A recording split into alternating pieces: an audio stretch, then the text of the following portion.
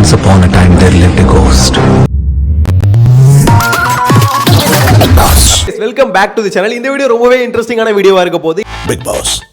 Big Boss season 8. Big Boss என்ற ஒரு ஷோல தமிழ்ல மட்டுமே இது ஒரு 8 சீசன் வந்திருக்கு. சோ இந்த 8 சீசனோட டைட்டில் வின்னர் பாத்தீங்கன்னா டைட்டில் அடிச்சதுக்கு அப்புறம் அவங்க வெளியே வந்து ஒரு போஸ்ட் போட்டா மில்லியன் கணக்குல லைக்ஸ் போகும். சோ அவங்களோட ஃபாலோவர்ஸ் வந்து பாத்தீங்கன்னா மில்லியன் கணக்குல இன்க்ரீஸ் ஆயிருப்பாங்க அந்த டைட்டில் அடிச்சதுக்கு அப்புறமா. சோ இந்த 8 வின்னருக்கும் பிக் பாஸ் அந்த ஃபேம் அந்த ஷோ வந்து ஒரு ஃபேம் கொடுத்ததுல. சோ அந்த ஃபேம் வந்து எவ்வளவு யூஸ்ஃபுல்லா இருந்தது அப்படின்றது இந்த வீடியோல டீடைலா பார்க்க போறோம். டைட்டில் அடிச்ச போல வந்து இப்போ வரைக்கும் அவங்களுக்கு வந்து என்னென்ன வாய்ப்புகள்லாம் வந்திருக்கு அப்படின்றத பார்க்க போறோம். சோ சேனலை ஃபர்ஸ்ட் டைம் பாத்தீங்கன்னா மறக்காம சப்ஸ்கிரைப் பண்ணி வச்சுக்கோங்க. ஃபர்ஸ்ட் சீசன்ல இருந்து வரும். Drawing roomல கேமரா, டைனிங் ரூம்ல கேமரா, பெட்ரூம்ல கேமரா, கிச்சன்ல கேமரா, பாத்ரூம்ல கூட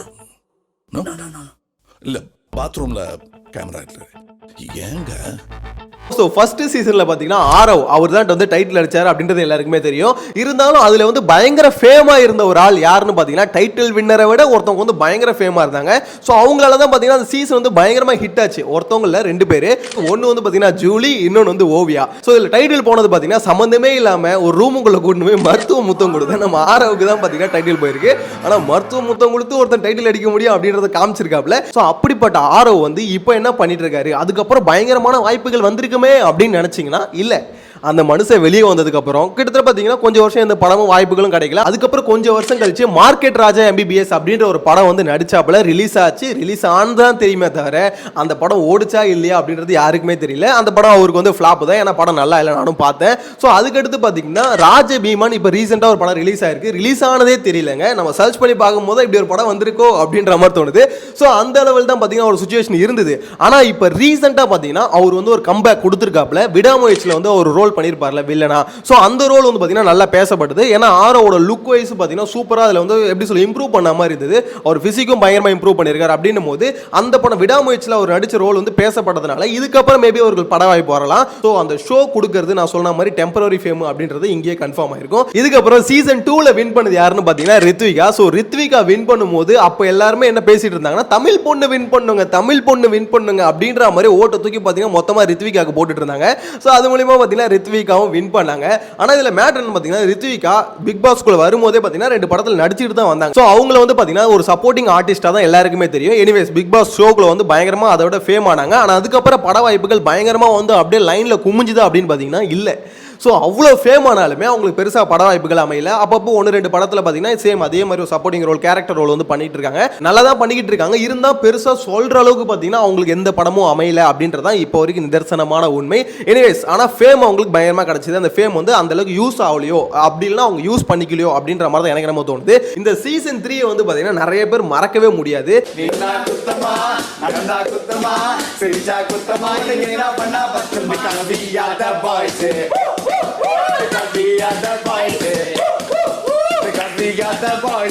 ஏன்னா இந்த கேங் ஃபார்ம் பண்ணாலே பார்த்தீங்கன்னா ஒரு தப்பான ஒரு ப்ரொஜெக்ஷன் தான் நம்ம எல்லாருமே யோசிப்போம். அதாவது புள்ளி கேங். ஸோ இந்த மாதிரி கேங் வந்து ஃபார்ம் பண்ணி ஆப்போசிட்ல இருக்கவங்களை வந்து பார்த்தீங்கன்னா ஏதாவது ஒன்று ட்ரிகர் பண்ணுறது, புள்ளி பண்ணுறது, இந்த மாதிரிலாம் வேலை பண்ணிட்டு இருப்பாங்க.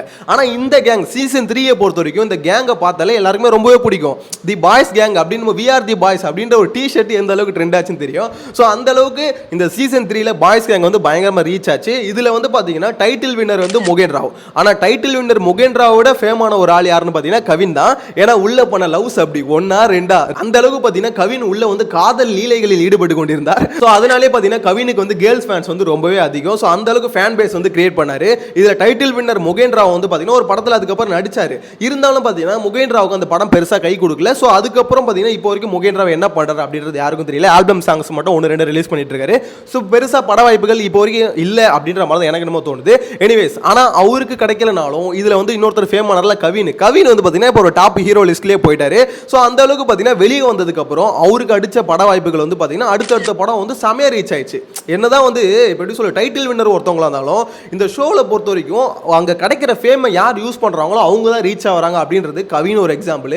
அதே மாதிரி ஹரிஷ் கல்யாண் ஃபர்ஸ்ட் சீசன்ல பாத்தீங்கன்னா வயல்கடா வந்திருப்பாரு. சோ அவரும் பாத்தீங்கன்னா டைட்டில் அடிக்கல. அவர் வெளியே வந்ததுக்கு அப்புறம் நடிச்ச அந்த படம் வந்து பாத்தீங்கன்னா அவர் கை கொடுத்துச்சு. சோ இதுதான் மேட்ரு. அந்த ஃபேம் கிடைக்குது. அது கூடவே பாத்தீங்கன்னா வெளியே வந்ததுக்கு அப்புறம் என்ன பண்றாங்க அப்படின்றத பொறுத்து தான் பாத்தீங்கன்னா அந்த அப்படியே கேரி ஃபார்வர்ட் ஆகுது. எனிவே சீசன் 3ல வந்து முகேன் மகேந்திராவுக்கு ஒர்க் அவுட் ஆகலனாலும் அந்த ஃபேம் வந்து பார்த்தீங்கன்னா கவினுக்கு யூஸ்ஃபுல்லாக இருந்தது அப்படின்ற மாதிரி தான் சொல்லணும். அது மாதிரி சீசன் 3 பார்த்தீங்கன்னா பிக் பாஸை பொறுத்த வரைக்கும் எந்த சீசன் எல்லாருக்குமே பிடிக்கும் அப்படின்னு கேட்டீங்கன்னா நிறைய பேர் சூஸ் பண்ணுறது வந்து சீசன் 3 தான் சொல்லுவாங்க.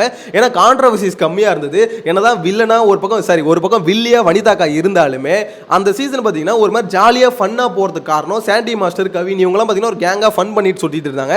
எனிவேஸ் இதுக்கப்புறம் சீசன் 4 ரொம்ப கலவரமான ஒரு சீசன் அப்படின்னா சீசன் 4 தாங்க. ஏன்னா 2 பேர் மரண சண்டை, ஆக்சுவலாக சண்டைனால சண்டை அடிச்சுக்கிட்டு நாரத குறை தான்.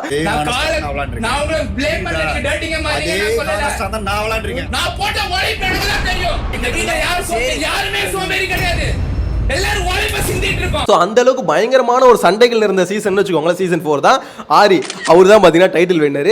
ஸோ ஆரிக்கு கிடைச்ச ஃபேம் இருக்குல்ல, சீசன் 4 வந்து பார்த்தீங்கன்னா பயங்கரமான ரீச். ஏன்னா லாக்டவுன் டைமில் செம்ம ரீச் வந்தது சீசன் 4க்கு. ஸோ ஆரிக்கு வந்து ஓட்டை போட்டு குவிச்சு தள்ளாங்க. ஏன் அந்த அளவுக்கு ஆரிக்கு வந்ததுன்னா ஹீரோ வந்து எந்த அளவுக்கு ஓட்டு வாங்குறது காரணம் வில்லன் அந்த அளவுக்கு ஸ்ட்ராங்காக இருந்தது தான். ஸோ பாலா அந்த அளவுக்கு பார்த்தீங்கன்னா பயங்கரமான வில்லனிஸை பண்ணிட்டு இருந்தா. அப்படி வந்து பார்த்தீங்கன்னா ஆரிக்கு வந்து அடுத்தடுத்து 2-3 படம் நடிச்சிட்டு இருக்காரு, வெப் சீரிஸ் பண்ணிட்டு இருக்காரு. அப்படின்னும் போது ஆரி வந்து பார்த்தீங்கன்னா அப்படியே லைம் லைட்ல தான் இருக்காரு. அது மட்டும் இல்லாம ஜீ தமிழ்ல ஒரு ஷோ ஹோஸ்ட் பண்ணிட்டு இருக்காரு. சோ ஆரி வந்து அந்த ஃபேமை யூஸ் பண்ணிக்கிட்டாரு அப்படின்ற மாதிரி தான் எனக்கு என்னமோ தோணுது. அதே மாதிரி பாலாவும் யூஸ் பண்ணிக்கிட்டாருங்க. டைட்டில் வின்னர் ஆரி, அதுக்கப்புறம் பாலா வந்து பாத்தீங்கன்னா டைட்டில் வின்னர் இல்ல ரன்னர் அப்ல தான் வந்தாரு. இருந்தாலும் பிக் பாஸ் அல்டிமேட்ல வந்து வின் பண்ணாரு. சோ அவரும் அந்த ஃபேமை வந்து பாத்தீங்கன்னா யூஸ் பண்ணி இப்போ கூட ஒரு படம் நடிச்சிருந்தாரு, நிறைய பேர் பார்த்திருப்பீங்க. சோ பாலாவுக்கும் அந்த ஃபேம் யூஸ் ஆயிருக்கு அப்படின்ற மாதிரி தான் சொல்ல தோணுது. எனிவேஸ் இந்த 4th சீசனை பொறுத்த வரைக்கும் என்னதான் பயங்கரமான கான்ட்ரவர்சி அடிதடி சண்டை எல்லாமே இருந்தாலும் வெளியே இருந்தா உங்களுக்கு நான் கொடுத்திருக்க மரியாதையா வேற நான் பாட்டு படுக்கலாம்னு வரேன் வந்து இப்போ வந்து நான் கேட்டனா சிவன் டாபிக் யார் எடுத்தா நீ சிவன் டாபிக் முடியா இதோட டைட்டில் வின்னரும் சரி ரன்னர் அப்பும் சரி 2 பேருமே அவங்களுக்கு கிடைச்ச ஃபேமை யூஸ் பண்ணி இப்போ வரைக்கும் அது கொண்டு போயிட்டு இருக்காங்க அப்படின்ற மாதிரி தான் எனக்கு என்னமோ தோணுது. இதுக்கப்புறம் சீசன் 5 வந்து பார்த்தீங்கன்னா பிரியங்கா, தாமரை இவங்க எல்லாருமே பார்த்தீங்கன்னா ஞாபகம் இருக்கும். ஆனால் டைட்டில் வின்னர் யாரு அப்படின்னு பார்க்கும்போது நிறைய பேர் மறந்துடுவோம். ஏன்னா டைட்டில் வின் பண்ணது வந்து ராஜு தான். கொஞ்சம் ஓரளவுக்கு பார்த்தீங்கன்னா சொதப்பன சீசன் தான் வச்சுக்கோங்களேன். ஏன்னா அதில் வந்து வில்லனும் ஸ்ட்ராங்காக இல்லை, ஹீரோவும் ஸ்ட்ராங்காக இல்லை அப்படின்னும் போது ஒரு மாதிரி சீசன் 3 மாதிரி கொஞ்சம் ஃபன்னாக தான் போயிருக்கும். அதில் வந்து பார்த்தீங்கன்னா ராஜு தான் பயங்கரமாக ஃபன் பண்ணியிருப்பாப்புல, அதனாலே கப்பையும் தூக்கி அவுட்டே கொடுத்தாங்க. ஸோ ராஜு அதை யூஸ் பண்ணிக்கிட்டாரு அப்படின்னு பார்த்தீங்கன்னா சூப்பரா யூஸ் பண்ணிக்கிட்டாரு. ஏன்னா அந்த பிக் பாஸ் முடிஞ்சதுக்கு அப்புறம் பார்த்தீங்கன்னா விஜய் டிவிலே 2-3 ஷோ வந்து ஹோஸ்ட் பண்ணியிருந்தாரு. ராஜு வீடு அப்படின்ற மாதிரி ஷோலாம் ஹோஸ்ட் பண்ணியிருந்தாரு. இப்போ வந்து பார்த்தீங்கன்னா ஒரு படங்கள் வந்து 1-2 அப்படியே வந்துகிட்டே இருக்கு லைனப்ல. ஸோ அதை யூஸ் பண்ணி அவர் கொண்டு போயிட்டாரு அப்படின்ற மாதிரி தான் எனக்கு என்னமோ தோணுது. சீசன் 6ல வந்து பார்த்தீங்கன்னா அசீம் தான் வின் பண்ணாரு. ஆனால் அதில் நிறைய பேருக்கு உடன்பாடு இல்லை. குறிப்பாக பார்த்தீங்கன்னா கமல் சாருக்கே உடன்பாடு இல்லை. அவருக்கே பார்த்தீங்கன்னா ஏதோ வேண்டாம் இருப்பா அசீம் கையை தூக்குற மாதிரி தான் இருக்கும். ஏன்னா ஒரு ஆள் வந்து பார்த்தீங்கன்னா நான் இப்படி தான் நடப்பேன், ஹோஸ்ட் சொன்னா அதில் கேட்டுணுமா அப்படின்ற மாதிரி தப்பு தான் பண்ணுவேன். இருந்தாலும் பார்த்தீங்கன்னா அதை பண்ணிக்கிட்டே இருப்பேன்னு சொல்லி தொடர்ந்து பண்ண ஒரு ஆள் தான் பார்த்தீங்கன்னா அசீம். இருந்தாலும் அந்த மனுஷன் வந்து பார்த்தீங்கன்னா ஒரு மாதிரி ஓப்பனாக இருப்பார். நான் இதான் நான் அப்படின்ற மாதிரி பார்த்தீங்கன்னா ஓப்பனாக இருக்கும். நிறைய பேருக்கு அது பிடிச்சி போச்சு. You ready?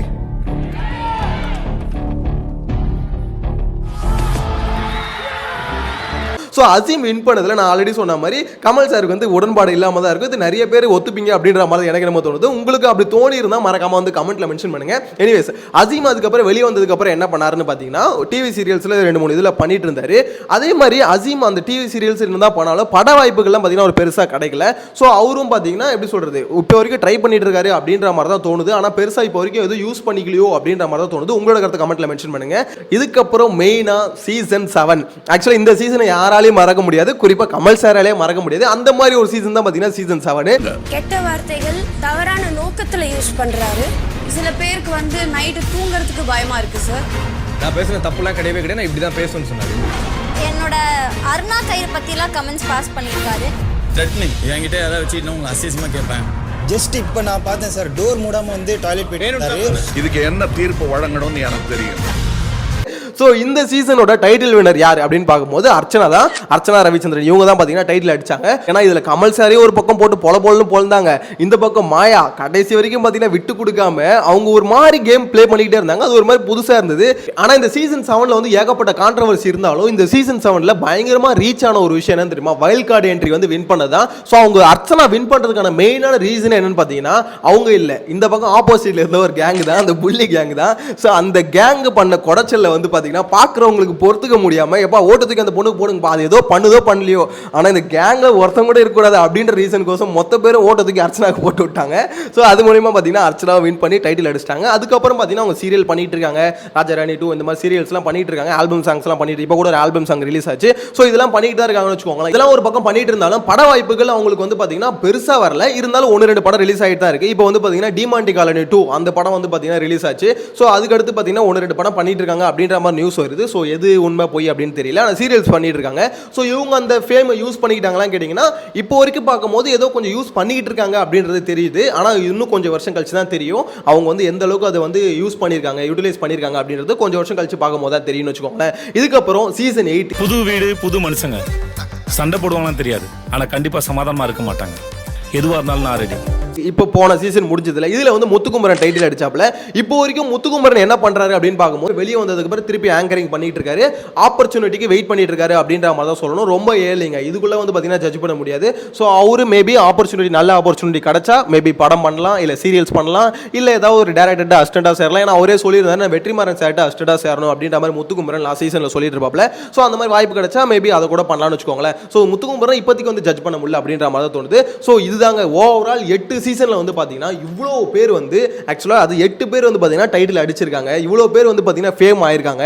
ஆனால் விரல் விட்டு எண்ணக்கூடிய 1-2 பேர் தான் பார்த்தீங்கன்னா இப்போ வரைக்கும் அந்த ஃபேம் வந்து யூஸ் பண்ணியிருக்காங்க அப்படின்ற மாதிரி சொல்ல தோணுது. இதுல இருந்தே உங்களுக்கு கிளியராக தெரிஞ்சிருக்கும் பிக் பாஸ் ஷோன்றது ஒரு டெம்பரரி ஃபேம் கொடுக்குற ஒரு ஷோ தானே. ஸோ என்ன பொறுத்த வரைக்கும் பார்த்தீங்கன்னா இந்த பிக் பாஸ் ஷோவை ஒரு ஷோவாக பார்த்துட்டு பயங்கரமாக என்கேஜ் பண்ணுற ஒரு ஷோவாக பார்த்துட்டு அப்படியே போயிடணும். அது வந்து பார்த்தீங்கன்னா ஒரு மாதிரி பயங்கரமான ஹைப் ஏற்றி அதில் கலந்துக்கிட்டே ஆகணும், அதில் நான் கம்பல்சரி கலந்துக்கணும் அப்படின்னு சொல்லிட்டு பார்த்தீங்கன்னா ஒரு துடிக்கிறது அப்படின்றதுல என்ன பொறுத்த வரைக்கும் ரொம்ப தேவையில்லாத ஒரு விஷயமானு தோணுது. ஏன்னா இதில் வந்து பார்த்தீங்கன்னா பாசிட்டிவாக ஃபேமான இவ்வளோ பேர் பார்த்துருக்கீங்க ஓகேங்களா. ஆனால் நிறைய பேர் பார்த்தீங்கன்னா ஆல்ரெடி ஃபேமஸாக தான் இருந்தாங்க. இருந்தாலும் உள்ளே வந்து பார்த்தீங்கன்னா நெகட்டிவாக ஃபேம் ஆகி போய் அடின்னு அடி வாங்கி வெளியே போய் தீஞ்சு போனவங்க ஏகப்பட்ட பேர் இருக்காங்க. பிக் பாஸ் வீடு வந்து பார்த்தீங்கன்னா சாதாரண வீடு இல்லை, அது சூனியம் பூச்சி வீடு. ஸோ அந்த சூனியம் பூச்சி வீடு யாரை எப்போ காகுவாங்கன்னு தெரியாது. ஸோ அப்படிப்பட்ட ஒரு ரிஸ்கான இடம் தான் என்ன பொறுத்த வரைக்கும் பிக் பாஸ் வீடு அப்படின்னு சொல்லுவோம். ஸோ உங்களோட கருத்தை மறக்காம கமெண்ட்ல மென்ஷன் பண்ணுங்க. இதில் யார் வந்து இப்போ இவங்க ரீச் ஆனது எனக்கு செம ஹாப்பியாக இருக்குப்பா அப்படின்ற மாதிரி இந்த இவ்வளோ பேர் வின் பண்ணியிருக்காங்க ஃபேம் ஆயிருக்காங்களே இவங்க ரீச் வந்து செம இவங்க டேலண்ட் வந்து பயங்கரமாக இருக்குது. ஸோ இவங்க ரீச் வந்து எனக்கும் ஹாப்பியாக இருக்குது அப்படின்ற மாதிரி உங்களுக்கு யாரை தோணுது அப்படின்றத கமெண்ட்ல மென்ஷன் பண்ணுங்க. நெக்ஸ்ட் வீடியோவில் மீட் பண்ணலாம். Bye by.